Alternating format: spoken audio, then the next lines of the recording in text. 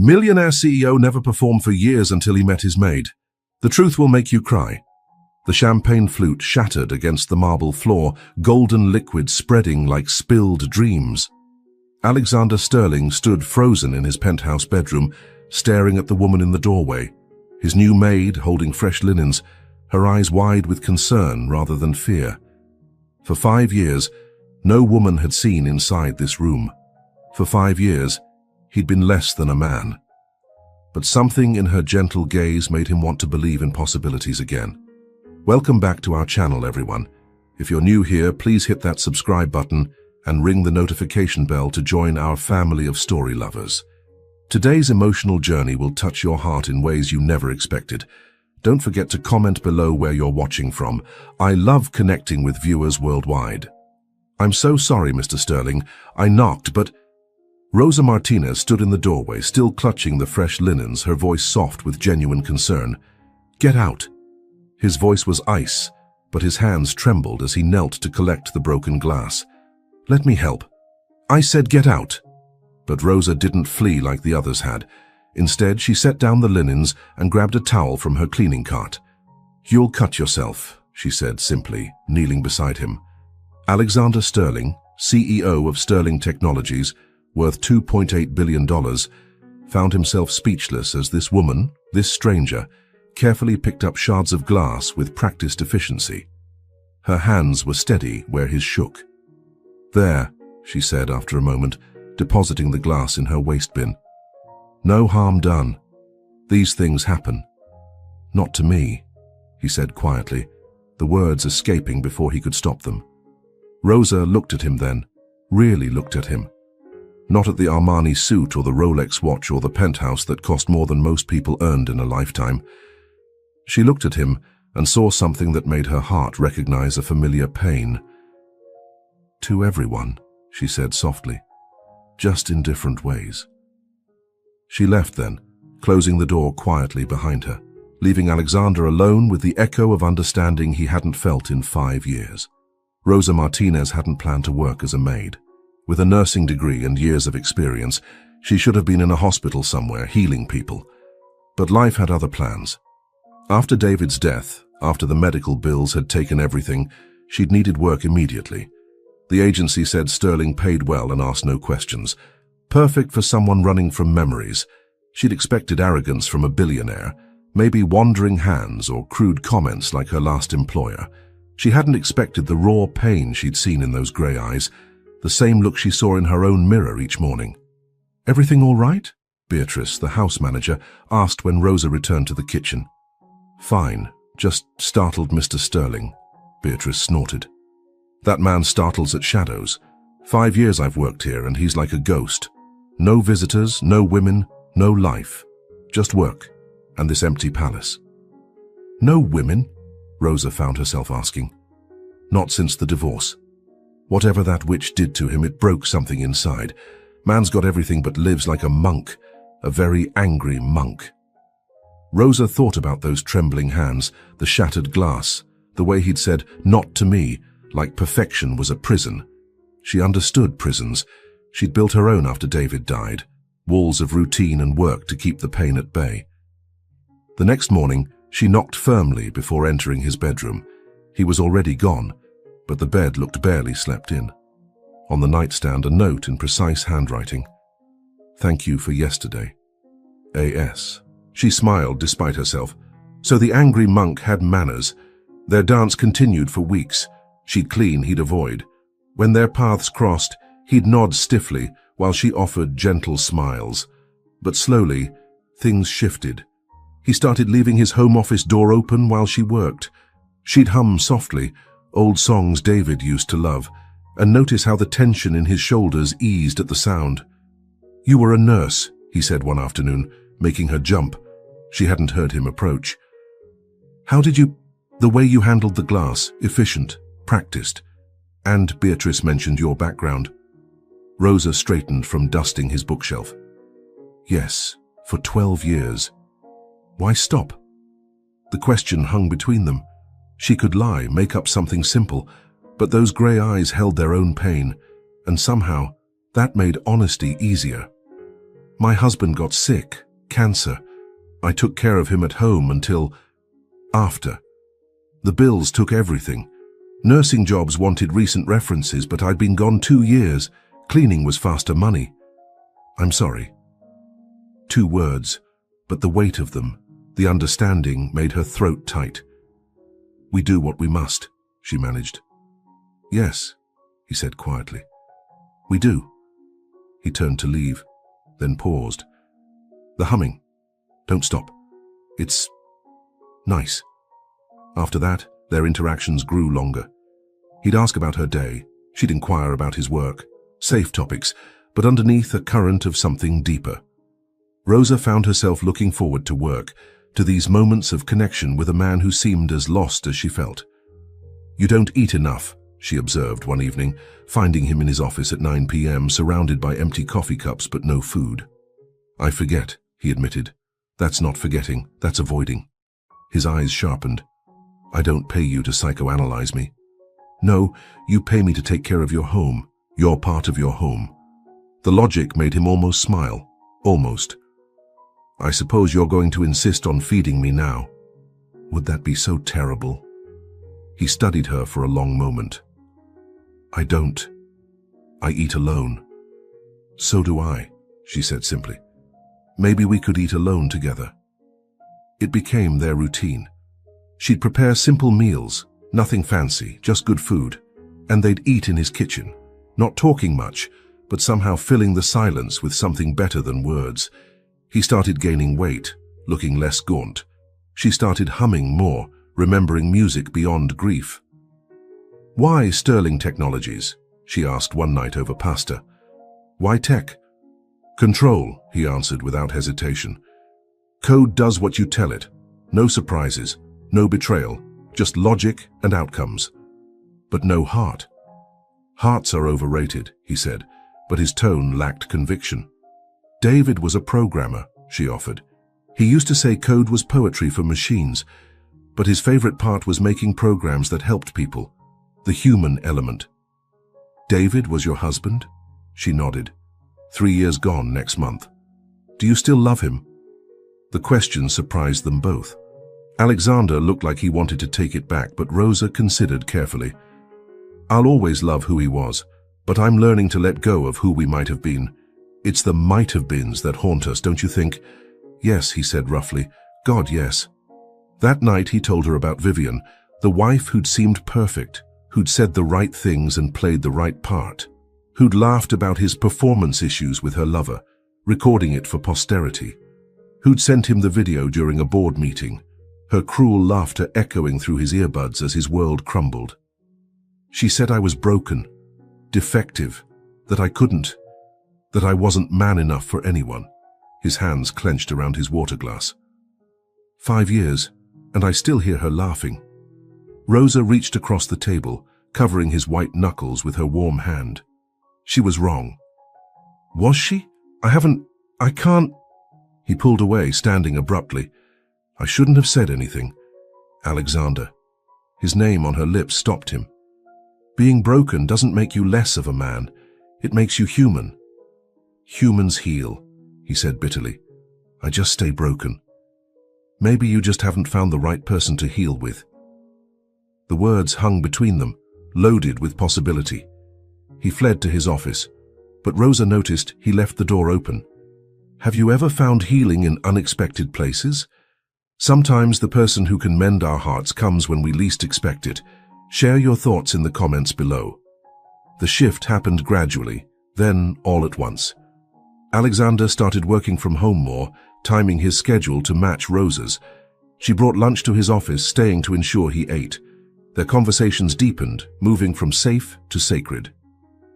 I dream about her sometimes, he admitted one afternoon. Vivian. She's laughing, always laughing, and I can't move, can't speak, can't be what she wanted. What did she want?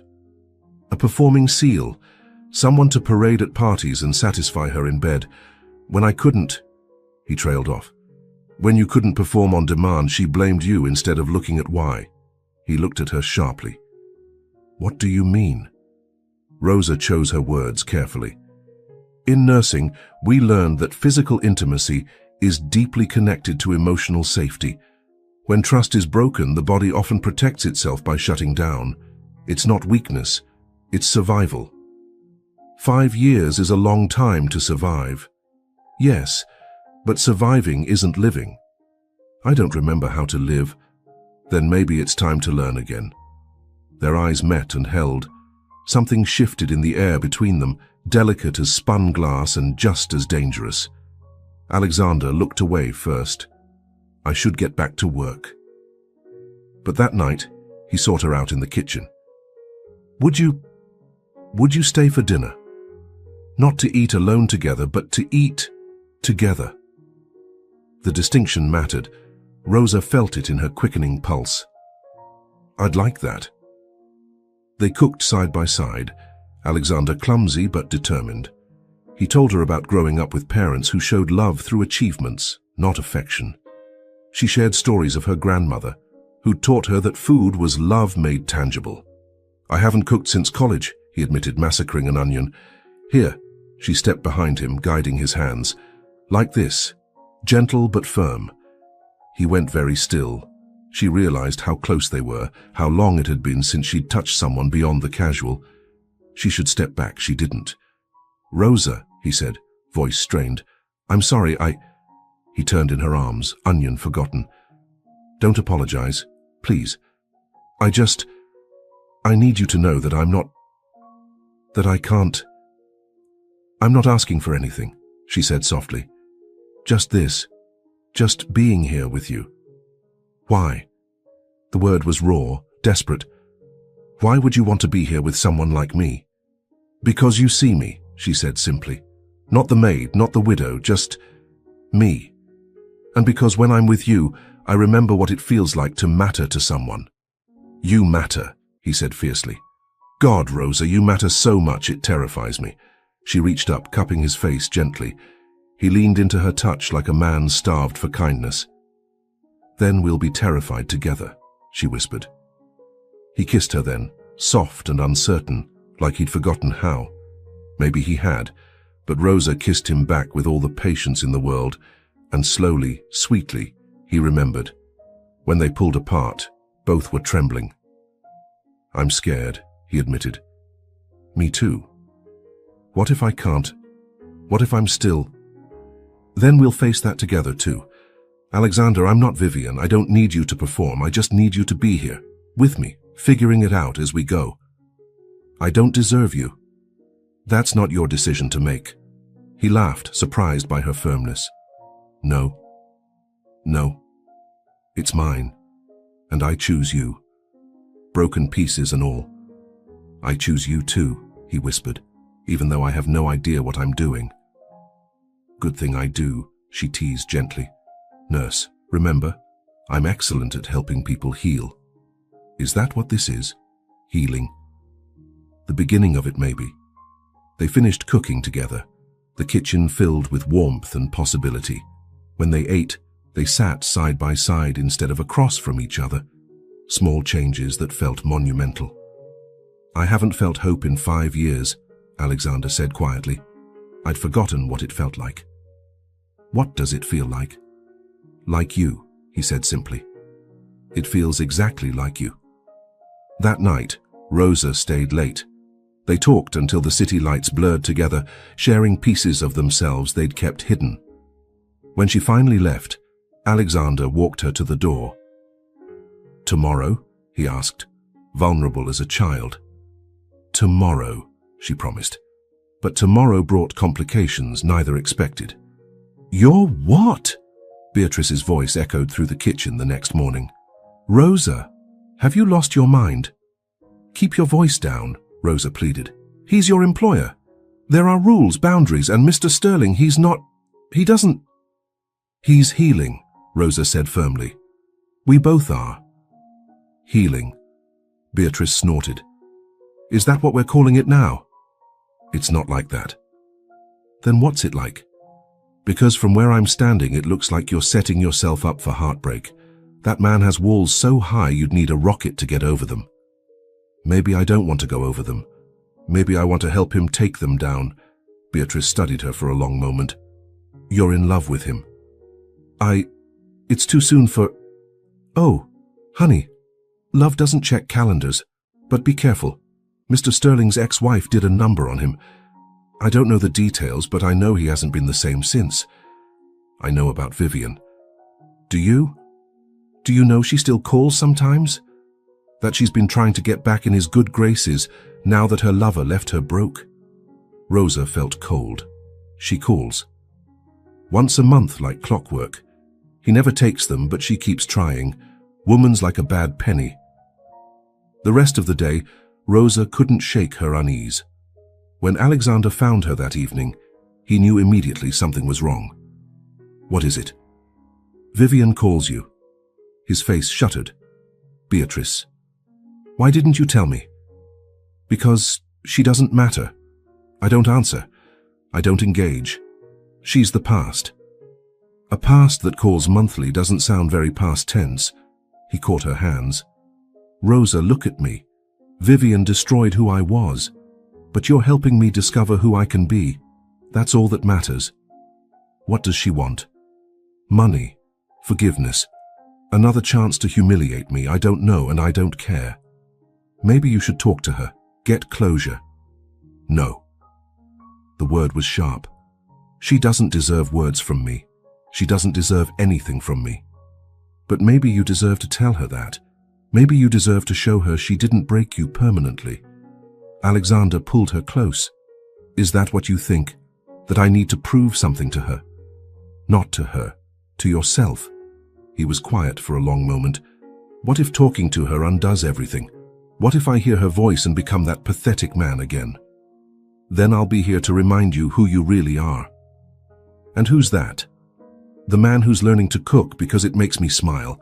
The man who stays up talking until dawn because connection matters more than sleep. The man who's brave enough to try again despite the fear.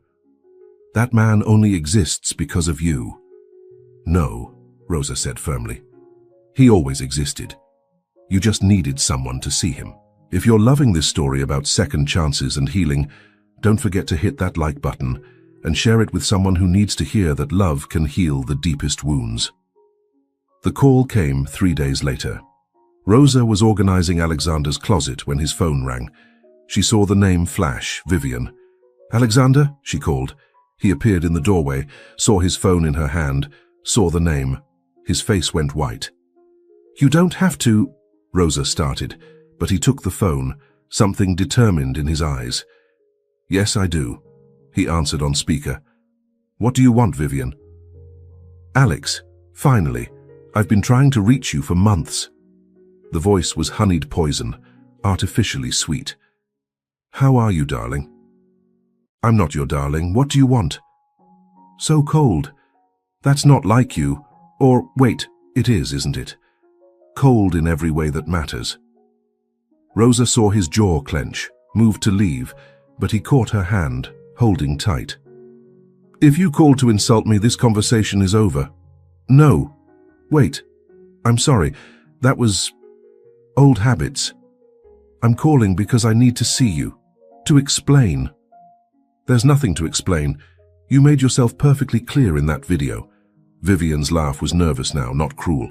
That was a mistake. I was drunk, angry. You have to understand, Alex, living with a man who wouldn't. It made me crazy. So you slept with my business partner and recorded yourself mocking me. Yes, the picture of sanity. I'm sorry. How many times do I have to say it? I'm sorry I hurt you. I'm sorry I wasn't patient. I'm sorry for everything. Why now, Vivian? Why are you sorry now? A pause. Because I understand now. What I threw away. What we had. We had nothing. You made that clear. That's not true. We had potential. We could have worked through it if you just tried harder, seen a doctor, done something instead of shutting down. Rosa felt Alexander's hand tremble in hers. She squeezed back, grounding him. I did try, he said quietly. I saw doctors. I went to therapy. I did everything to fix what you said was broken. But you know what I learned? I wasn't broken. Our marriage was. You can't perform for someone who sees you as a failure before you even try. What kind of man can't even get it up for his own wife? Your words, Vivian.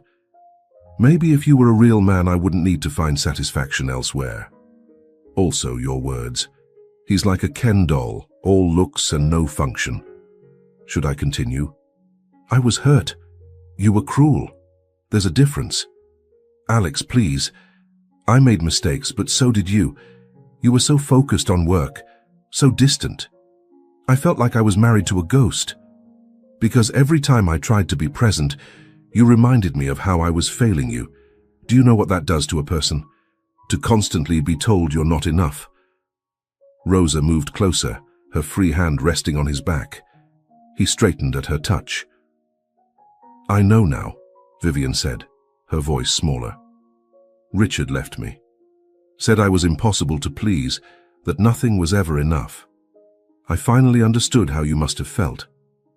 I'm sorry you're hurting, Alexander said, and Rosa was proud of the steadiness in his voice.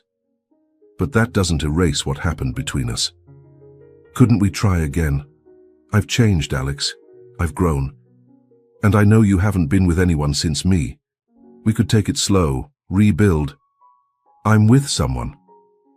The words hung in the air. Rosa's heart stopped. You're... What? Who? Since when? That's none of your business. None of my... Alex, I'm your wife. Ex-wife. You made sure of that when you served me divorce papers at my father's funeral. Does she know, this new woman, does she know about your problem? Alexander looked at Rosa, his eyes soft. She knows everything, and she doesn't see it as a problem. She sees it as part of my journey. She's after your money. She didn't know I had money when we met. She saw me, not my bank account. That's the difference between her and you, Vivian. She sees me as a whole person, not a performance review. This is ridiculous. You can't just... Goodbye, Vivian. Don't call again. He hung up, the phone clattering to the dresser. For a moment, neither moved. You told her about me, Rosa said softly. Was that okay? I should have asked, but I needed her to know. She silenced him with a kiss, pouring all her pride, her admiration, her growing love into the contact. When they parted, he was breathless. You stood up to her. I stood up for us, he corrected, for what we're building. And what are we building? I don't know, he admitted, but for the first time in 5 years I want to find out. Even if it's scary, especially then. You make me brave, Rosa. You were always brave. You just forgot for a while. That night, they crossed new boundaries, not physical ones. Alexander wasn't ready, and Rosa didn't push. But emotional walls crumbled as they lay on his couch, her head on his chest, his fingers in her hair, talking about dreams they'd abandoned and ones they might dare to dream again. I want to help people, Rosa said. Go back to nursing eventually. When I'm ready. You help me every day. That's different. Is it? You're healing me, Rosa. Isn't that what nurses do? You're healing yourself. I'm just here for support. No, he said firmly. You're here because you choose to be, because somehow, inexplicably, you see something in me worth saving. Not saving, loving. The words slipped out, hung between them like a held breath. Rosa tensed, waiting for him to pull away. Instead, he held her tighter. Say it again. Loving, she whispered. I see something worth loving. I haven't heard that word applied to me in so long I'd forgotten it was possible. It's possible. More than possible. It's happening. Rosa, you don't have to say it back. I know it's soon. I know you're still... I love you too. She lifted her head to look at him. His eyes were wet, but his gaze was steady. You do? How could I not? You've given me back pieces of myself I thought were lost forever. You see me at my worst and still stay. You make me want to be better, not for you but for myself. If that's not love, I don't know what is.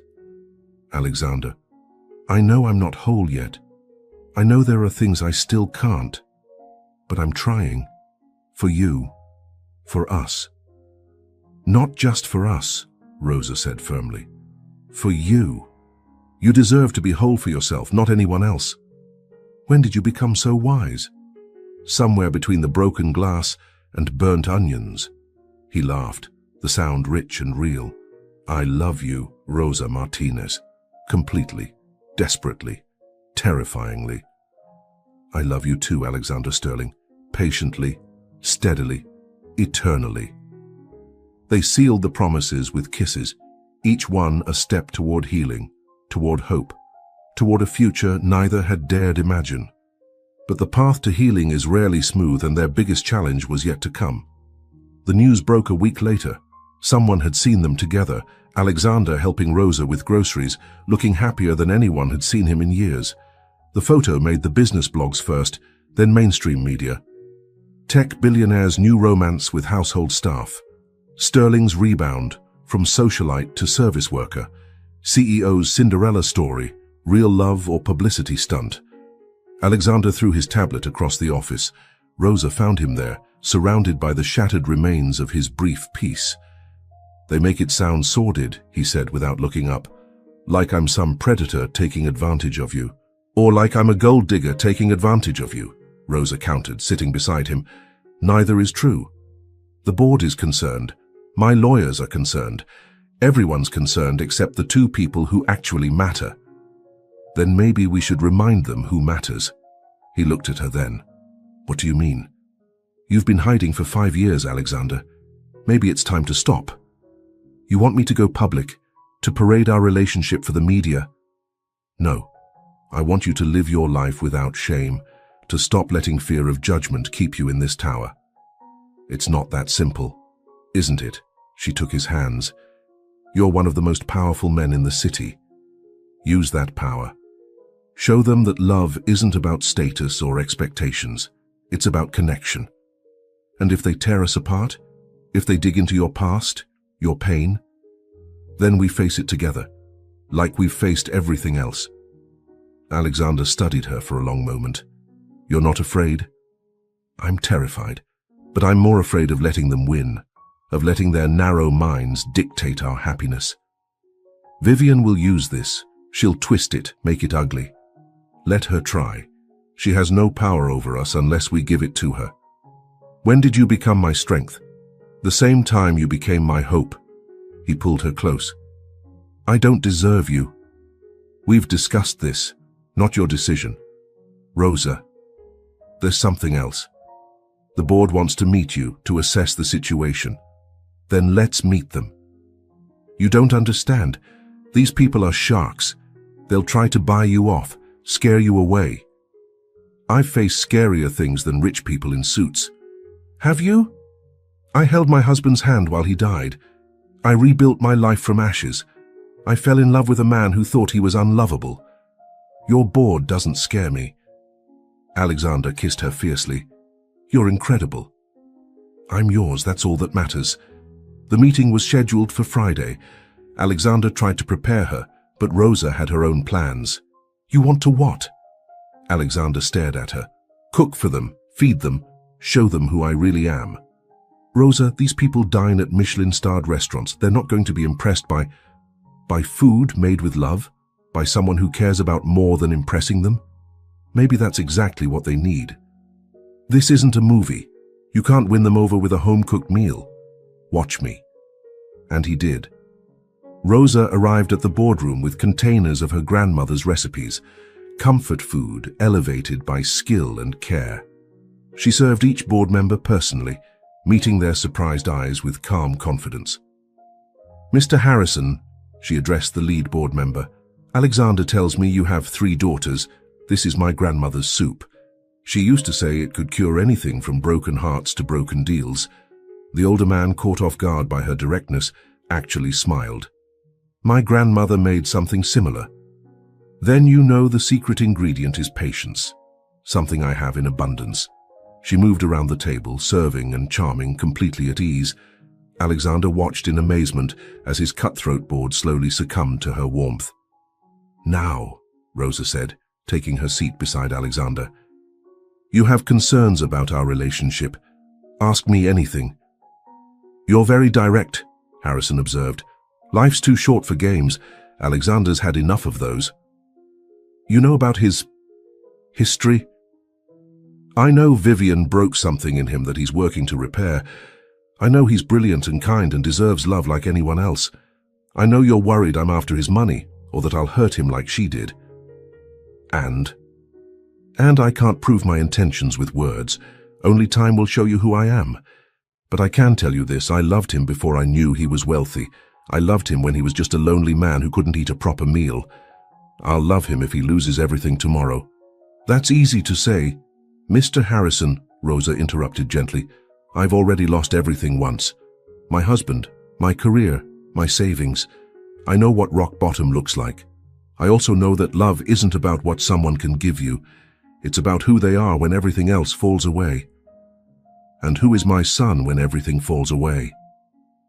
This from Margaret Chen, the only woman on the board. Rosa looked at Alexander, her eyes soft. He's the man who leaves me thank you notes for small kindnesses, who learns to cook because it makes me smile, who faces his demons because he wants to be worthy of love, not realizing he already is. He's extraordinary. You speak like a woman in love, Margaret observed. Because I am. Completely. Unapologetically. And if we don't approve? Rosa straightened. Then you'll lose more than you gain. Alexander has given this company everything for years. He's sacrificed his health, his happiness, his personal life for its success. Maybe instead of questioning his choices, you should be grateful he's finally choosing himself. The room was silent. Then Harrison laughed, surprising everyone. She's got spine, Sterling, I'll give you that. She has everything, Alexander said quietly. Heart, soul, strength, compassion. She's saved my life in every way that matters. Alexander, Rosa protested. No, they need to hear this. For 5 years I've been a ghost, going through motions, making money, but dead inside. Rosa brought me back to life. If that threatens the company's image, then maybe it's the image that needs changing. And what about Vivian? Margaret asked. She's been making noise about reconciliation. Vivian is the past. Rosa is my future. If I have to choose between this company and her, I choose her. Every time. The board exchanged glances. Finally, Harrison spoke. Well then, I suppose we should discuss the prenup. No, Alexander and Rosa said in unison. I don't want his money, Rosa added. I want his heart. That's all I've ever wanted. Be that as it may. Harrison, Alexander's voice was steel. There will be no prenup, no contracts, no business arrangements. This is love, not a merger. If you can't understand that, perhaps it's time for new board members. The threat hung in the air. Alexander Sterling controlled enough shares to make good on it. I think, Margaret said carefully, what Harrison means is we want to protect both of you, ensure fairness.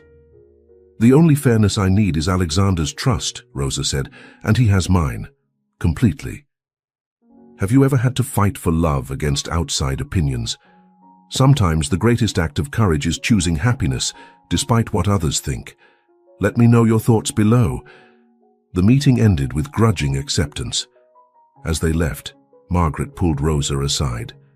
You're good for him, she said quietly. I haven't seen him this alive since before Vivian. Don't let us corporate sharks scare you away. I don't scare easily. Good, he needs that. Needs you.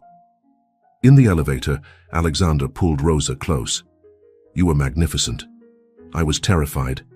You didn't show it. I learned from the best. You face your fears every day.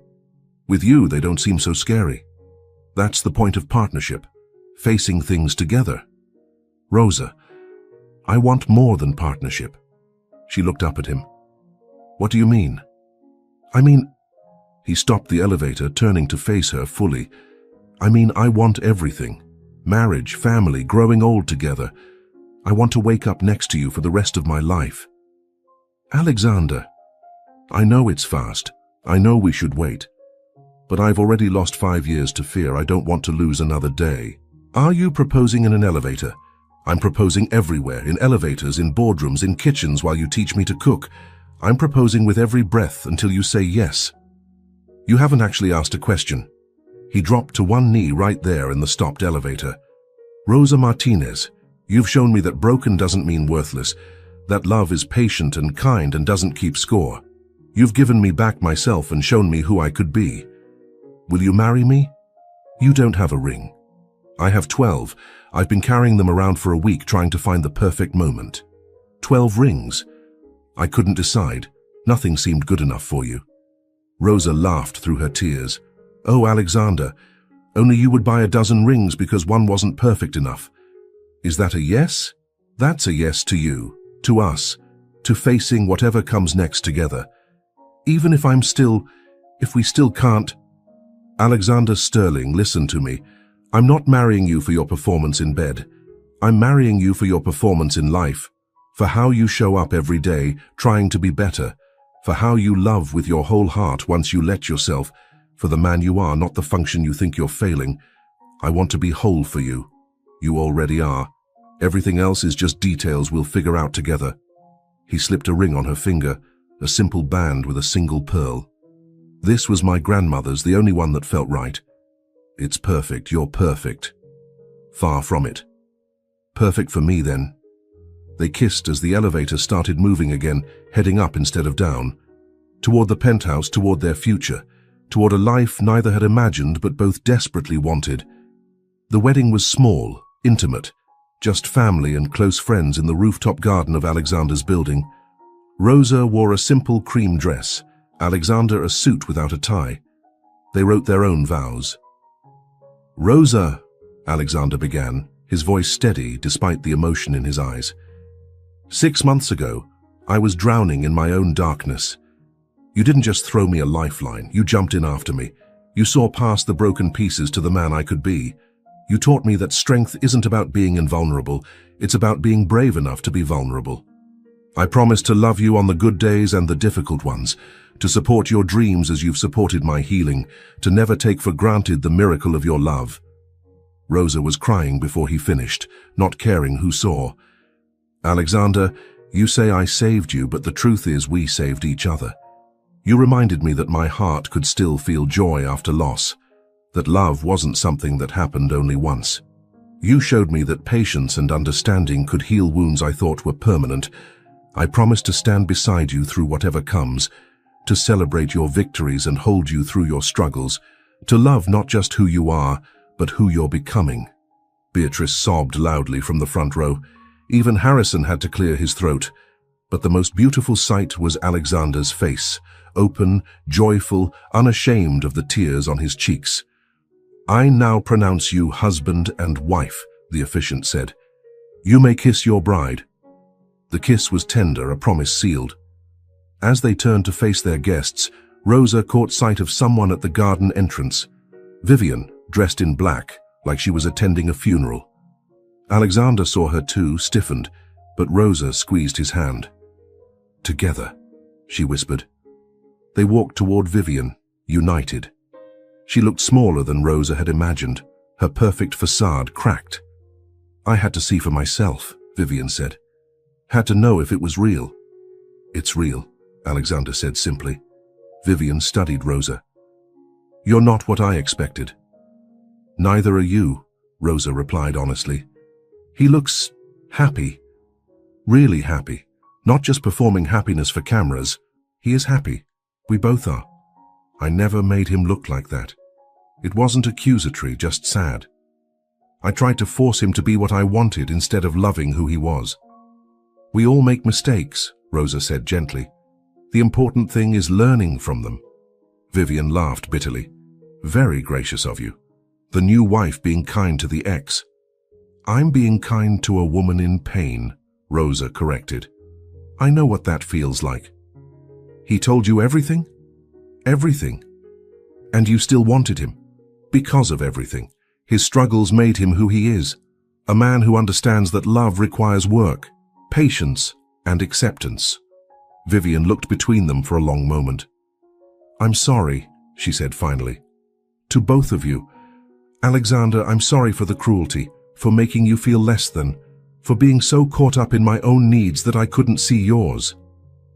Alexander nodded slowly. Thank you. I hope you have everything we couldn't. She turned to leave, then paused. Be good to him, she told Rosa.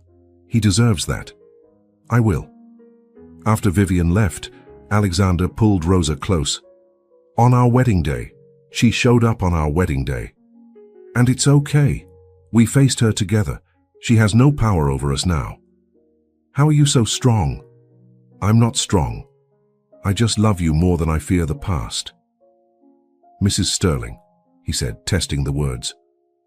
My wife. Mr. Sterling, she replied. My husband. Want to know a secret? He whispered. This morning, for the first time in 5 years, I woke up without dread, without fear, without feeling broken. What did you feel? Whole, hopeful, hungry for life. He spun her around, making her laugh. I think my body's finally understanding it's safe, that you're not going anywhere. Never, she promised. You're stuck with me. Best imprisonment ever. The reception was joyful, filled with laughter and terrible dancing. Alexander had many skills, but rhythm wasn't one of them. Rosa danced with Harrison, who'd become an unexpected ally. Alexander waltzed with Beatrice, who whispered something that made him laugh. What did she say? Rosa asked when they were dancing together again. That she knew from the first day you were different, that you looked at me like a person, not a project or a paycheck. You were never a project, maybe a little bit of a puzzle, but never a project. And now you're my husband, my perfectly imperfect husband. I love you, Rosa Sterling. I love you too, Alexander Sterling. As the night wound down, they stood at the garden railing, looking out over the city lights. Rosa thought about the journey that had brought them here, the pain, the healing, the unexpected love. Penny, for your thoughts? Alexander asked. Just thinking about how I came to clean your house and ended up cleaning out your heart instead. Best maid service ever. 5 stars. Would definitely recommend. She laughed, leaning into him. Silly. Happy, he corrected. Deliriously, impossibly happy. Even with Rosa, what we have goes so far beyond physical. Yes, I want that connection with you. Yes, I'm working on it. But if it never happens, if this is all we have, it's more than enough. You're more than enough. We'll get there, she said confidently. When you're ready, when your body trusts as much as your heart does. And if it takes time, then it takes time. We have our whole lives. Promise? Promise. 6 months later, Rosa was back in nursing school, part-time classes while still managing Alexander's home, though now it was their home. Alexander had cut his work hours in half, focusing on philanthropic projects and, more importantly, on living. How was class? He asked, greeting her with a kiss and her favorite tea. Exhausting. Exhilarating. I'd forgotten how much I loved the science of healing. You never forgot, you just practiced on me instead of patients. My favorite patient, she agreed. How was therapy? Good, really good. Dr. Martinez says I'm making remarkable progress. I could have told her that. Yes, but you're biased. Completely, Rosa agreed, hopelessly biased in favor of my amazing husband. Rosa, his voice carried a different note. I want to try. She set down her tea, giving him full attention. Try. Being together, fully. I think I'm ready. Are you sure? There's no rush. I'm sure. I trust you. I trust us. And this morning, when I woke up beside you, I felt desire. Real desire. Not pressure or obligation. Just wanting to be close to you in every way. Rosa took his hands. Okay. But we go slow. And if at any point, I know, we stop. No questions. No disappointment. Just love. Just love, she agreed. That night, they discovered what everyone else had always known. That true intimacy comes from trust, not performance. That love makes all things possible. That healing happens in its own time, but always leads to wholeness. I love you, Alexander whispered against her skin. Thank you for waiting for me. I'd wait forever, Rosa replied. But I'm glad I didn't have to. They lay entwined, 2 souls who'd found their way through darkness to light. Outside, the city hummed with life. Inside, there was only peace, love, and the quiet miracle of second chances. No regrets? Alexander asked, their new ritual. Not one, Rosa confirmed. You. Only that it took so long to find you. We found each other exactly when we were meant to, when we were ready to truly see and be seen. The Maid and the Millionaire, he mused. Sounds like a bad romance novel. Or a perfect love story, Rosa countered, about two broken people who helped each other heal. I like your version better. Good, because it's our version, our story. The best story, Alexander agreed, pulling her closer, with the happiest ending. Not ending, Rosa corrected. Beginning. This is just our beginning. And it was. A beginning built on trust, patience, and the kind of love that sees past wounds to the heart beneath, the kind that heals, the kind that lasts. 5 years later, at a charity gala for Rosa's new foundation providing healthcare for domestic workers, a reporter asked them about their unusual love story. It wasn't unusual, Rosa said, her hand resting on her pregnant belly, their 2-year-old son playing at their feet. It was exactly what we both needed. Sometimes love comes in unexpected packages. But a billionaire and his maid? The reporter pressed. Alexander pulled his wife closer. A lonely man and a compassionate woman, a broken soul and a healing heart. The labels never mattered. Only the love did. Do you ever think about how different your lives would be if you hadn't met? Rosa and Alexander exchanged glances, a whole conversation in a look. Empty, they said in unison, then laughed. My life before Rosa was successful but hollow, Alexander elaborated. She didn't just change my life, she gave me one. And he reminded me that my life wasn't over after loss, Rosa added. That love could happen twice, differently but just as powerfully. Any advice for others struggling with similar issues? Be patient with yourself, Alexander said. Healing isn't linear. Some days are harder than others, but with the right person beside you, even the hardest days become bearable. And don't let anyone make you feel broken, Rosa added firmly. Different doesn't mean defective. Everyone deserves love exactly as they are. As they walked away, their son on Alexander's shoulders, baby daughter due in weeks, Rosa reflected on the journey. From that first day with the shattered glass to this moment of complete wholeness. What are you thinking? Alexander asked, knowing her moods. Just that sometimes the best things come from the worst moments. If you hadn't been struggling, if I hadn't needed work, if that glass hadn't broken, we'd have missed everything, Alexander finished. Thank God for broken glass. Thank God for broken hearts that learn to beat again, Rosa countered. Thank God for maids who see past messes to the man beneath.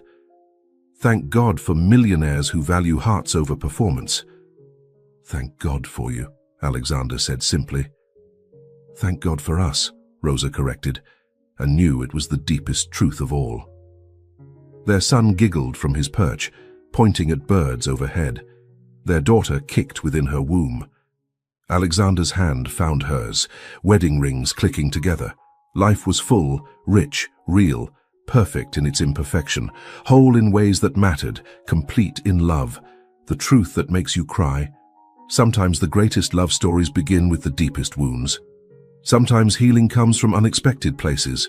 Sometimes a maid and a millionaire can teach each other that performance is nothing compared to presence, that broken can become beautiful, that love, real love, sees past everything to the soul within.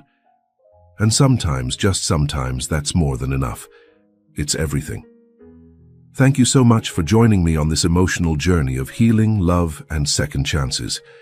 If this story touched your heart, please don't forget to hit that like button and share it with someone who needs to hear that love can heal even the deepest wounds.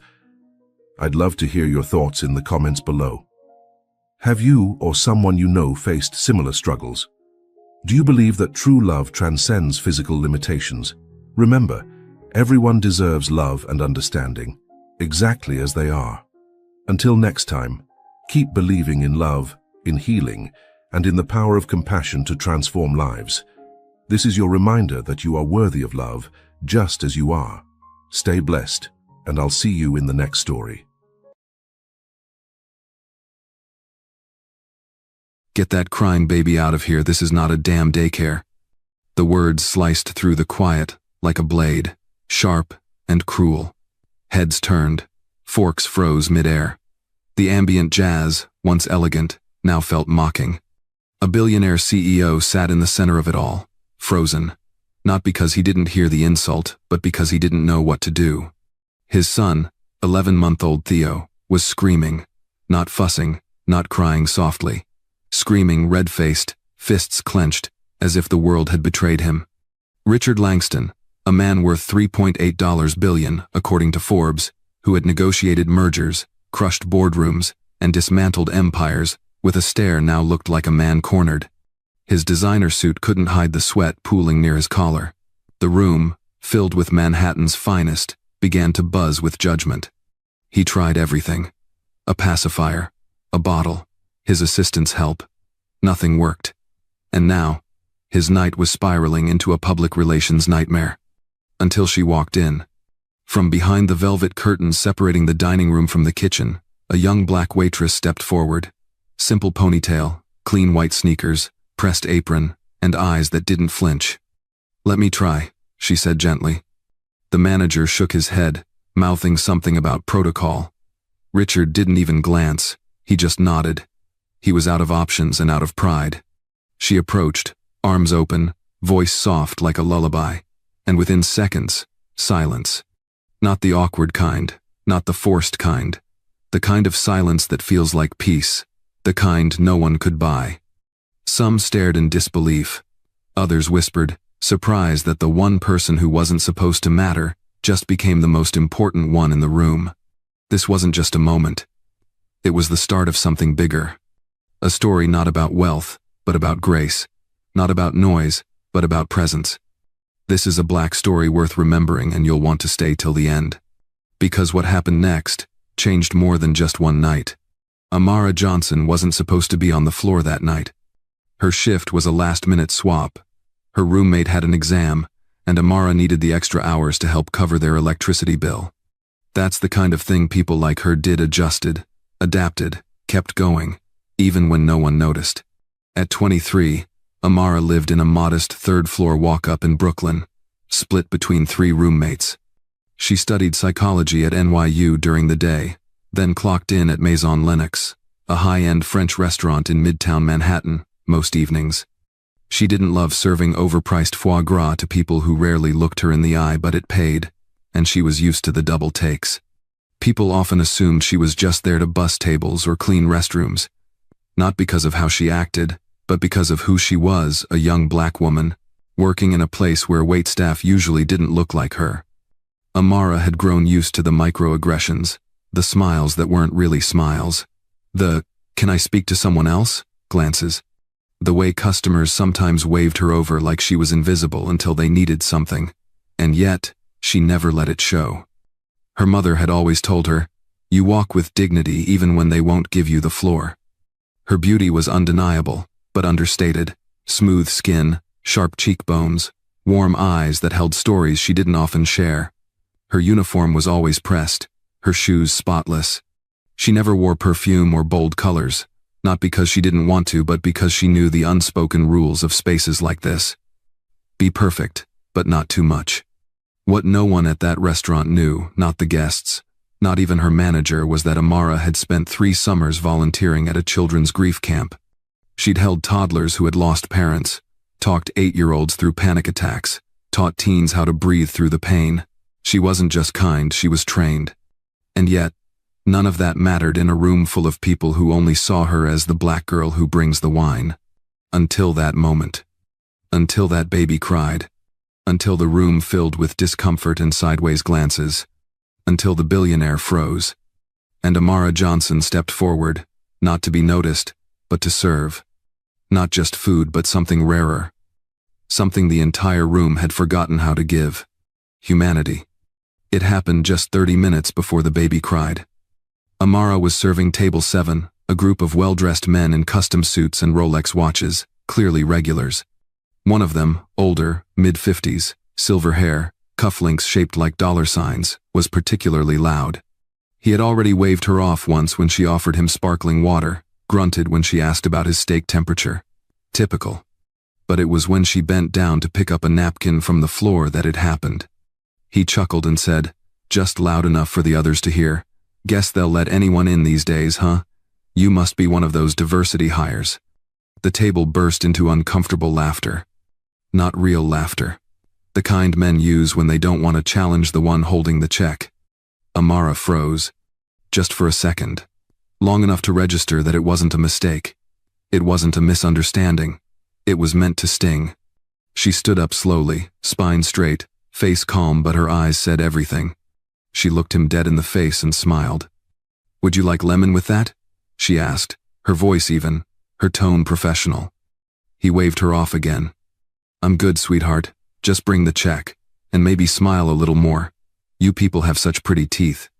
This time, the laughter was louder. And Amara turned on her heel, walked straight back into the kitchen, past the swinging doors, and into the employee locker room. She didn't cry. Not at first.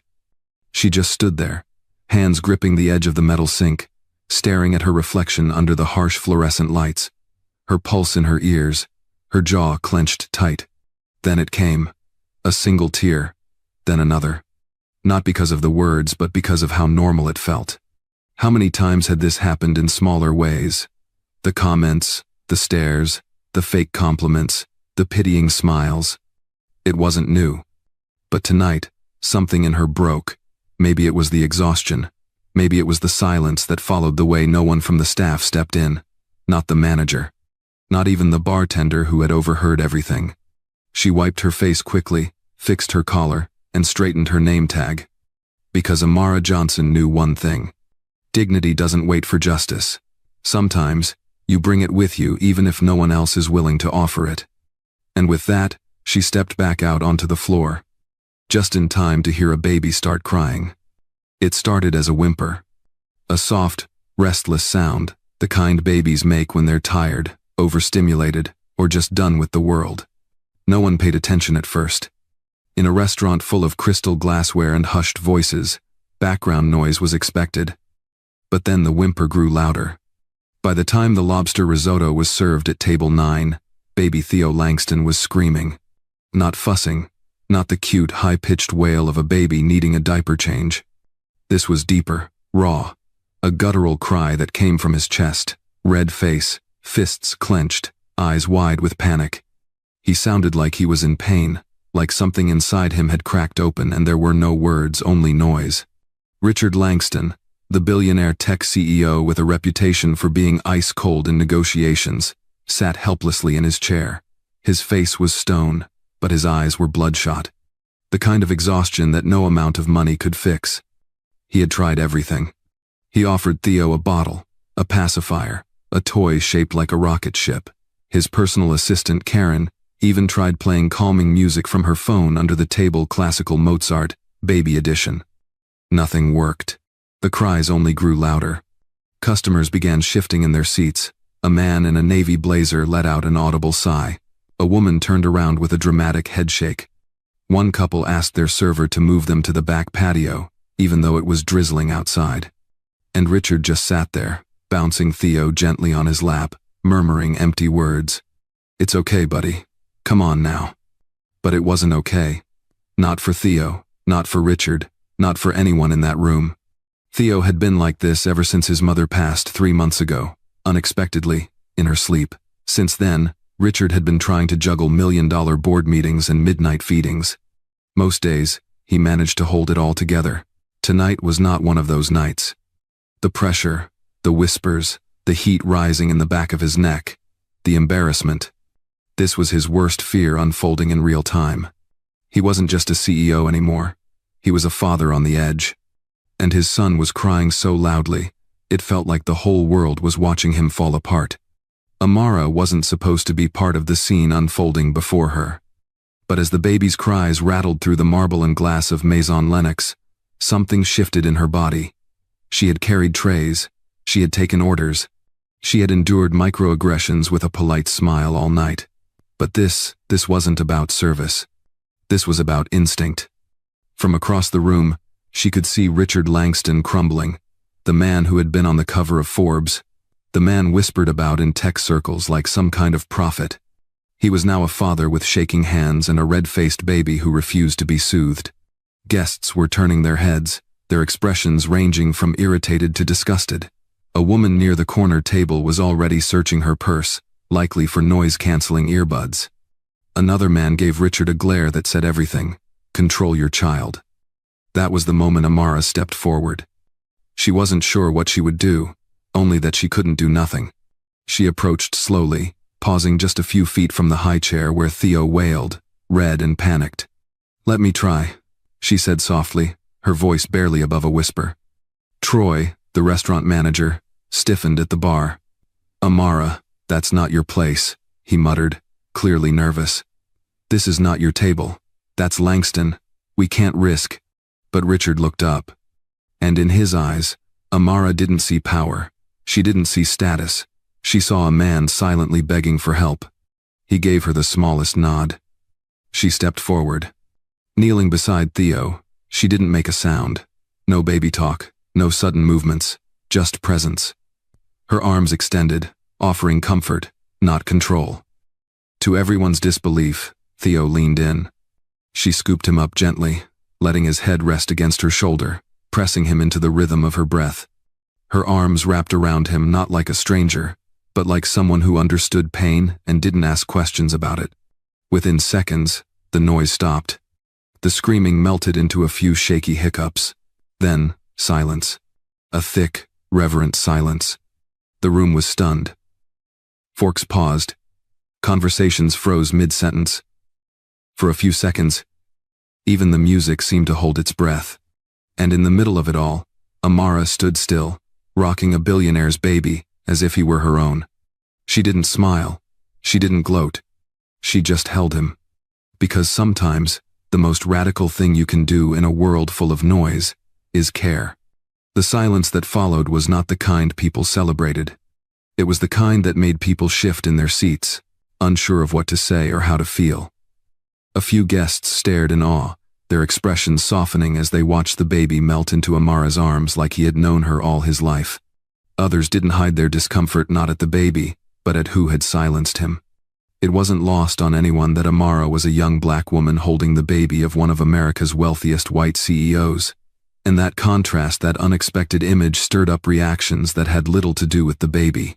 At table 7, the same man who had insulted Amara earlier leaned back in his chair and muttered under his breath, "Of course, kids always calm down for the help." His friends laughed. Not because it was funny, but because no one wanted to be the one who didn't. A woman in a silk dress whispered to her husband. She must have been a nanny before. That kind of touch doesn't come from nowhere. Her voice carried just enough to be overheard, and she didn't seem to care. Then there were others. At the back of the room, a young couple exchanged glances, visibly moved. The woman pulled out her phone, clearly recording not for gossip, but because, in her words, this is the kind of grace people need to see. Even the head chef, who had never once spoken directly to Amara in 6 months of working there, stepped out of the kitchen to watch. His expression was unreadable. The manager, Troy, stood frozen, his hands on the counter, his lips pressed into a tight line. He knew this moment wasn't going away. Whether he liked it or not, something significant had just happened and everyone knew it. Amara didn't respond to any of it. She wasn't thinking about opinions, or whispers, or whether someone would post her on TikTok. Her entire focus was the small, warm body resting against her shoulder. She gently rocked Theo, one hand patting his back, the other holding him close like an anchor. She didn't need applause. She didn't need validation. She just needed him to feel safe. But the room was learning something, whether it wanted to or not. Grace can be silent. And truth? It shows up whether you clap for it or not. When the final bite of dessert had been cleared, and the room returned to its usual quiet hum, Richard Langston stood up. He moved carefully, not with the brisk, authoritative pace of a man used to being followed, but with the caution of someone walking across thin ice.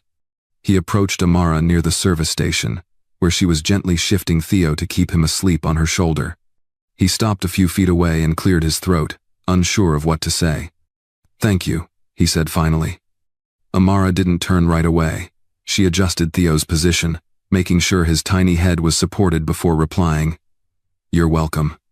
There was a pause, not awkward, just real, heavy with things neither of them knew how to put into words. "She's been gone 3 months, Richard said softly, almost to himself. "His mom. It's been hard." Amara nodded. "I'm sorry. Loss like that doesn't follow a schedule." He looked at her then, really looked. Not like a billionaire sizing up a server, but like a man noticing the person behind the uniform. "What's your name?" he asked. "Amara," she said. "It means grace."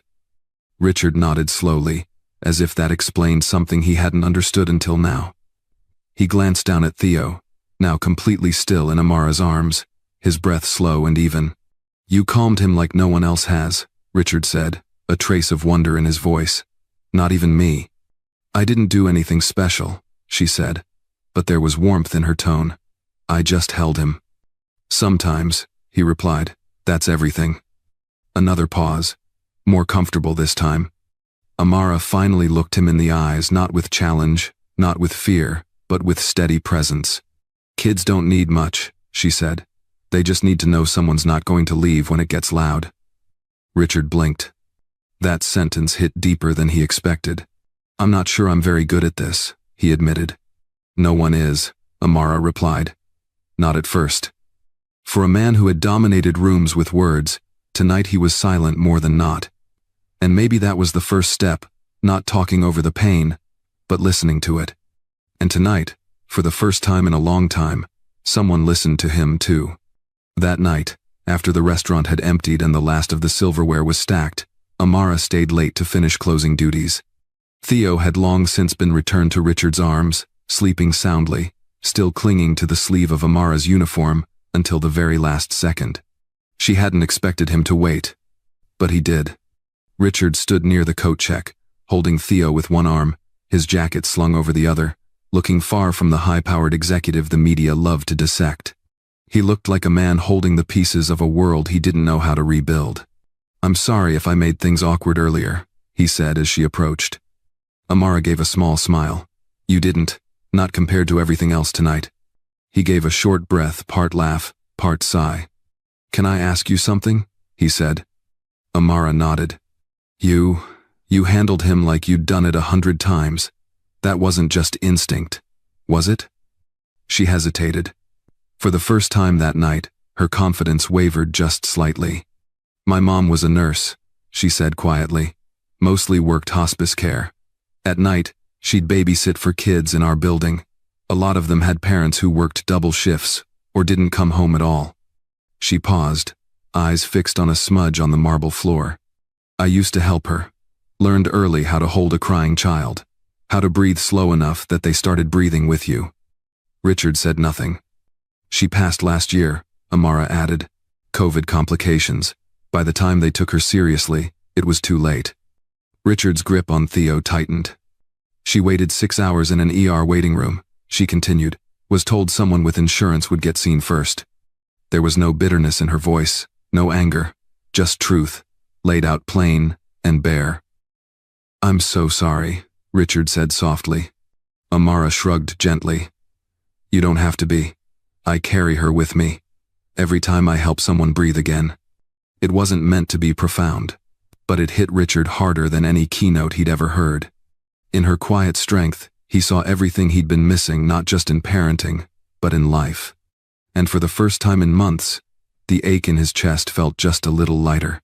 The next morning, Richard Langston made a phone call that surprised even himself. He had barely slept. Theo had woken twice during the night, restless, searching for the comfort he'd found in a stranger's arms. Richard tried to replicate it, the slow rocking, the soft hums. Amara never spoke out loud but somehow made Theo believe he was safe, but he couldn't, not the same way. So, he picked up his phone and called the restaurant. Troy, the manager, answered with his usual polished tone. "Maison Lennox, this is Troy speaking." "This is Richard Langston," he said plainly. "I'd like to speak with the young woman who helped me last night, Amara." There was a pause, long enough for Richard to know exactly what was being thought on the other end. "I'm sorry, sir," Troy finally said. "We don't typically give out employee contact information, but I'll be happy to pass along a message." Richard's tone didn't rise, but it sharpened. "That won't be necessary. I'd like to offer her a position." "A position?" "Yes, as a full-time caregiver for my son." Troy went silent again. Then came the defensiveness. "With all due respect, Mr. Langston, Amara is part of our diversity initiative. She's a reliable team member. We've invested in training her." "And yet last night, you tried to stop her from helping me," Richard replied. "Because she didn't fit your picture of the right kind of help." Troy stammered. "That's not what I—" Richard cut him off. "She was the only one in that room who saw my son as more than a problem, more than a noise. She saw him as a person. That's not something you train, that's something you either have or you don't." Troy cleared his throat. "I'm sure she'll make the decision that's best for her." "She already did," Richard said flatly. "Last night." He hung up. Later that day, he returned to the restaurant. Not with an entourage, not with security. Just with Theo in a stroller and an envelope containing a formal offer. Full-time salary. Benefits, flexible hours, tuition support if she chose to keep studying. Amara was stunned. "I don't want to take you away from anything," Richard said, "but if you'll help raise my son, I promise to never treat you like anything less than the person who saved him." In that moment, a line that had been drawn by society by race, class, money, was quietly, decisively erased. 2 weeks later, Amara found herself standing in the private elevator of a glass tower overlooking Central Park, still wearing the same white sneakers she had walked to work in every day for the past 2 years. She had accepted Richard's offer after a long conversation with her roommate and a quiet visit to her mother's grave. She didn't say yes because of the money, though it was more than she'd ever made in her life. She said yes because of Theo. Because when she held that baby, something inside her felt purposeful, needed. The penthouse was quiet when she arrived, not cold, just still. It wasn't the kind of place where children usually played. Everything was white or glass or gray, expensive, immaculate, and empty. Richard met her at the door with no assistant in sight. He looked different, not less sharp, but less guarded. He offered her coffee. She declined. He smiled. Not the boardroom kind, a real one. Theo crawled across the plush rug, reaching for her before she even sat down. "You made an impression," Richard said, watching his son light up. "So did he," Amara replied, scooping Theo into her lap like it was the most natural thing in the world. The days that followed were a new rhythm. Amara was no longer rushing table to table, memorizing orders and dodging comments. She now had one job: to care for a child who had once only known her through a 5-minute connection. But it was more than childcare. Richard started coming home earlier. He asked her questions about Theo, what he liked, how to soothe him. He sat on the floor, tie loosened, watching as Amara taught him to understand his own son. They talked during nap times, sometimes about parenting, sometimes about grief. One afternoon, Richard asked her what she wanted to do once she graduated. "I want to open a center," she said, "for kids like Theo, ones who lose something too early and don't know how to say what they feel." He was quiet for a moment, then nodded. "We'll make that happen." She didn't know what "we" meant just yet. But in a penthouse high above the city, with the soft sound of a baby breathing peacefully in her arms, Amara realized something. She hadn't just stepped into a new job. She had stepped into a place where healing for all of them was finally possible. They didn't talk about it at first. Not really. Grief has a way of sitting quietly in the corner, like a guest who overstays their welcome. It doesn't demand attention, but it's always there, reshaping the space around it. For Richard, it showed up in the empty side of the bed, in the unused baby clothes still folded in the closet, in the way he sometimes paused mid-sentence, like a thought had slipped through a hole only he could feel. For Amara, grief lived in memories she didn't always have time to process. Her mother's voice humming in the kitchen, the last voicemail she never deleted. The call she received while in class, when time fractured and nothing made sense afterward. 2 very different lives, 2 very different losses. But somehow, their pain spoke the same language. One afternoon, while Theo napped on a blanket by the window, Amara sat on the edge of the sofa, her fingers tracing the rim of her coffee mug. Richard sat across from her, shirt sleeves rolled up, eyes tired but open. I still hear her sometimes, Amara said, breaking the silence.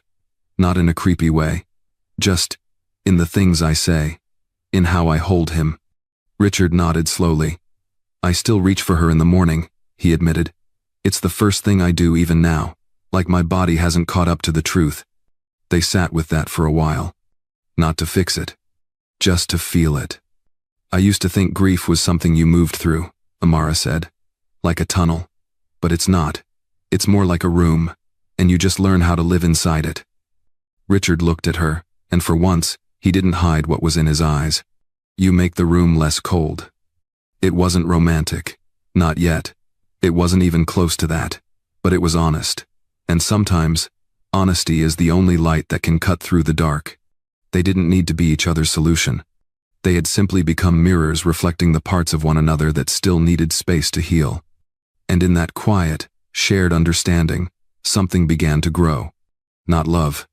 Not yet. But trust.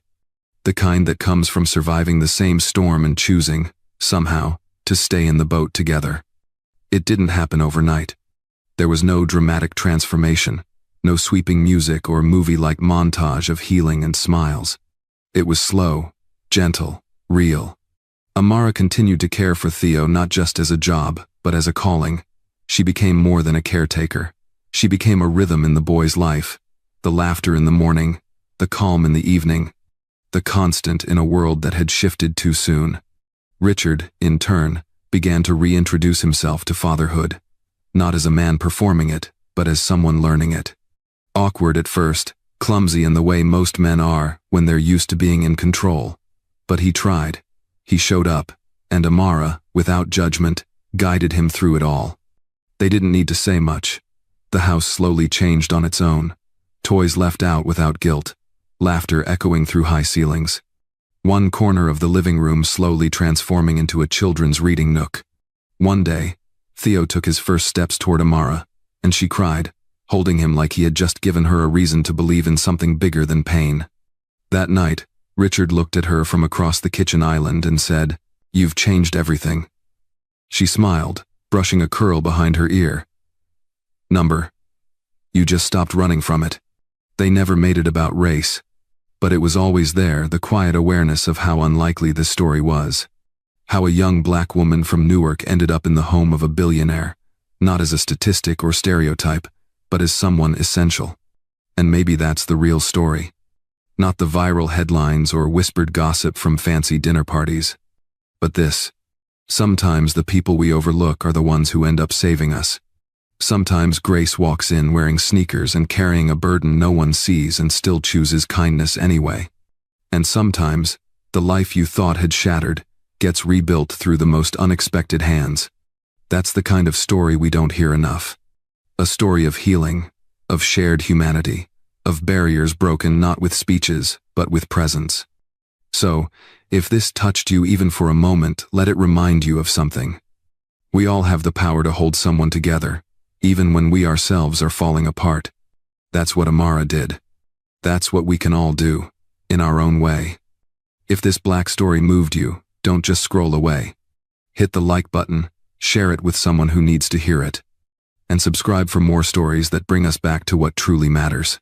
Because the world is full of noise, but the quietest moments, they're the ones that change everything.